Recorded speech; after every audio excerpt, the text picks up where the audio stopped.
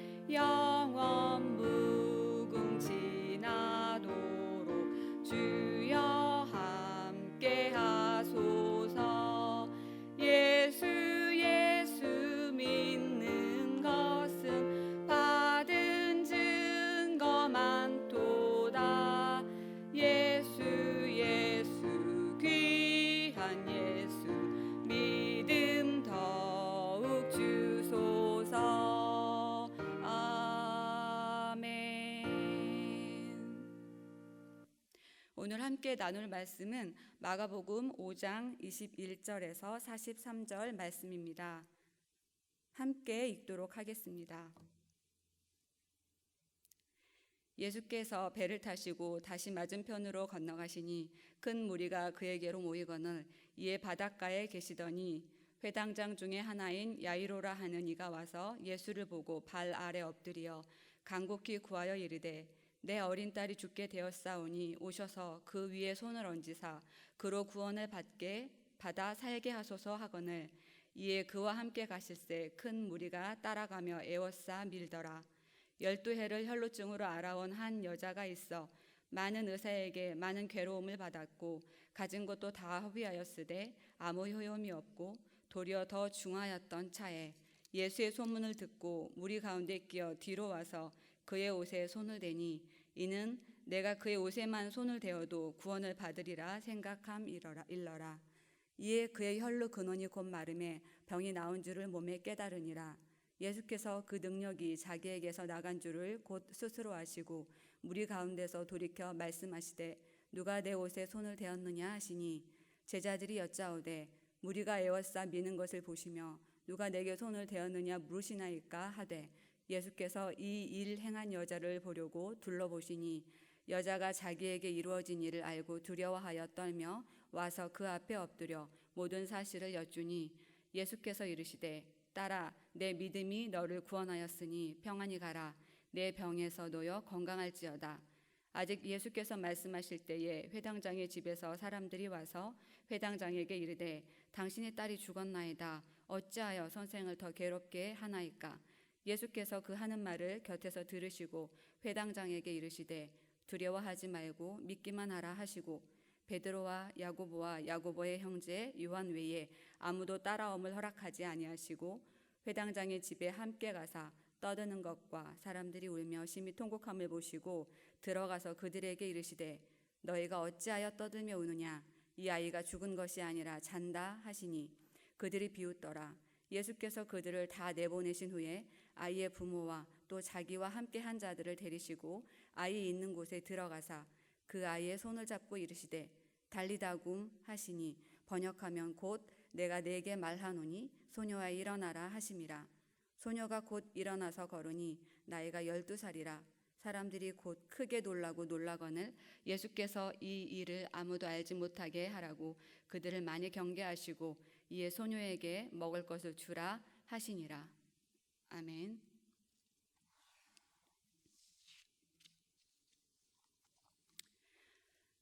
제가 학창시절 나이가 지긋하셔서 정년을 앞두신 선생님의 수업을 듣게 되었습니다.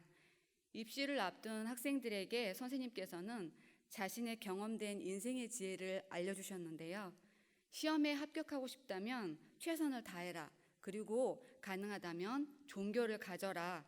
어떤 종교나 신이든 간에 믿음을 가지고 간절히 바란다면 그 믿음이 바라는 대로 이루어질 수 있을 것이다. 선생님 자신도 기독교인이다 라는 말을 덧붙이시면서 그렇게 조언하시는 것이었습니다. 저도 같은 기독교인으로서 그 말이 파격적이었는지 지금도 잊혀지지 않고 기억됩니다. 물론 선생님의 말씀처럼 이런 신념적 믿음도 플라시보 효과처럼 때론 기대 이상의 결과물들을 내기도 하는데요. 그러면 믿음이라고 착각할 수 있는 이 신념적 믿음과 그리스도인들이 말하는 믿음은 무엇이 다른가요? 인간의 간절함이 하나님의 뜻과 일치할 때 우리는 생각만으로도 우리의 원하는 바를 얻게 되고 인간의 간절함이 하나님의 뜻과 반드시 일치하지 않을 때라도 그 간절함이 그 사람에게 해가 되지 않는다면 하나님께서는 그 간절함을 듣고 원하는 바를 주시기도 하시지요. 오늘 본문에서도 예수님께서는 딸이 죽었다는 소식을 듣고 두려워하는 야이로에게 믿기만 하라고 말씀하시는데 과연 그 믿음이란 무엇인가요? 야이로의 이야기 속으로 들어가 보겠습니다. 본문의 드라마틱한 두 가지 치유 이야기인 12해를 혈루증으로 고통받았던 여인과 죽음을 앞둔 12살 소녀의 이야기는 서로 뒤엉켜 있어서 함께 읽혀야 하는 전개입니다. 사건의 구성은 야이로의 이야기에서 혈루증 여인의 이야기로 다시 야이로의 이야기로 다른 복음서에서도 종종 볼 수 있는 샌드위치 구조의 구성입니다.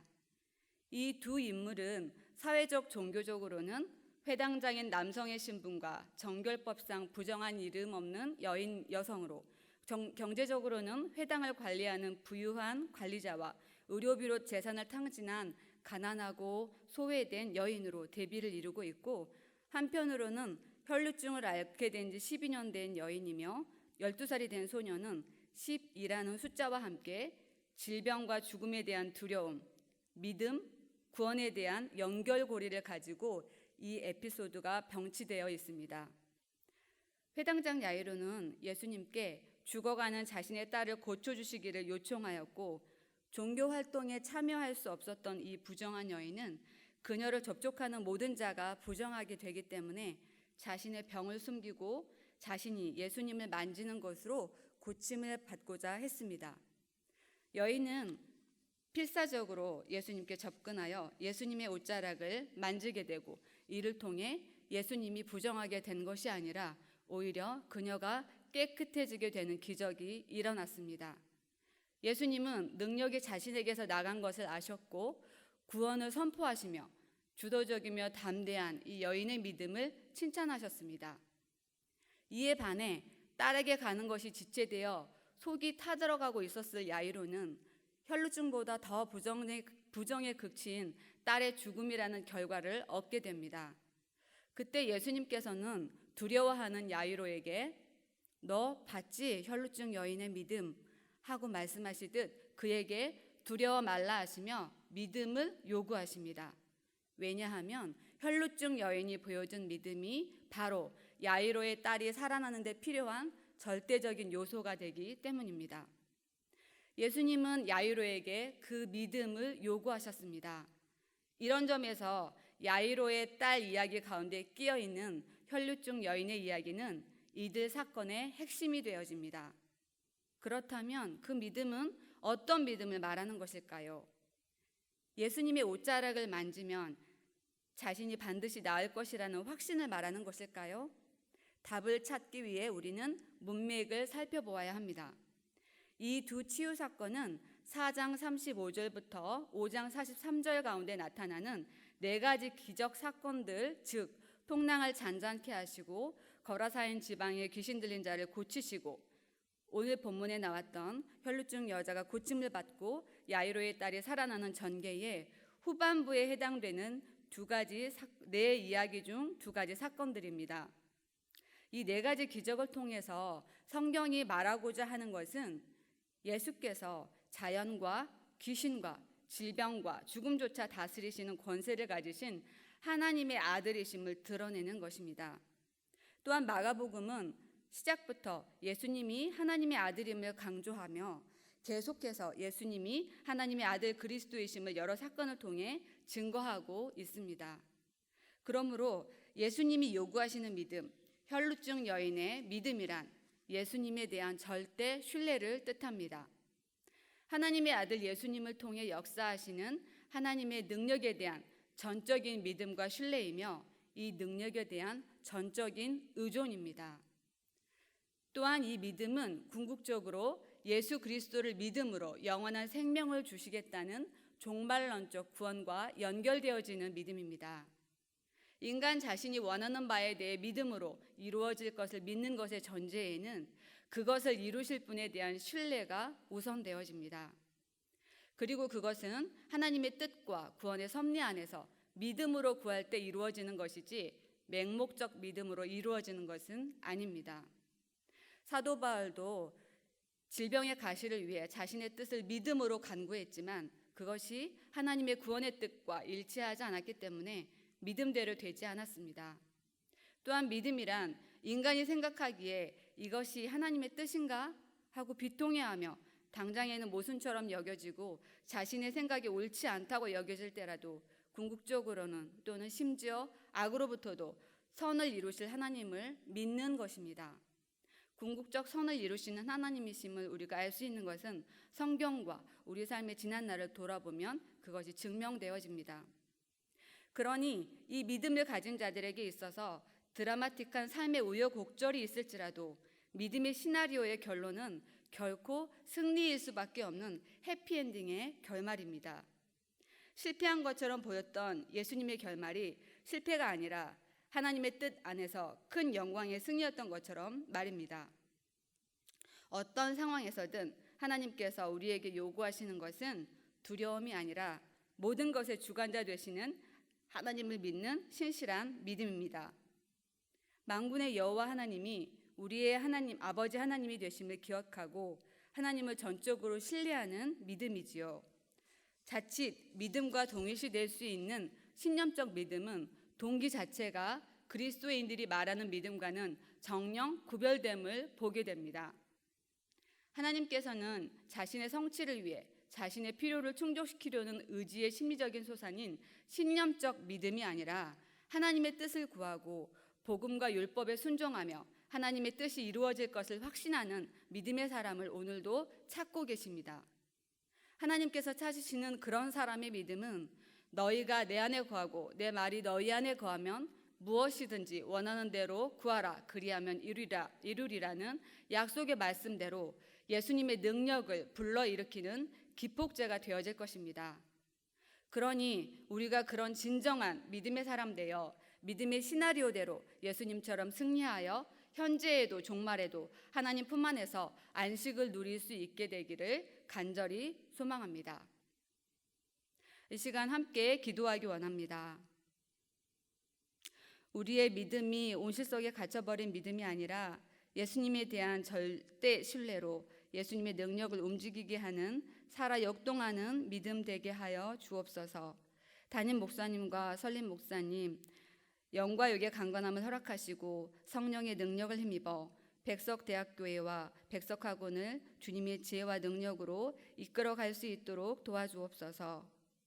우리가 알지 못하는 가운데 고통 가운데 신음하는 한우들을 기억하여 주시고 그들이 치료자 되신 주께서 친히 돌보아 주심으로 회복되어 하나님의 영광이 그들을 통하여서 드러나게 하옵소서. 우리와 함께 하시며 우리의 참 구원자 되시는 예수님의 이름으로 기도드립니다. 아멘.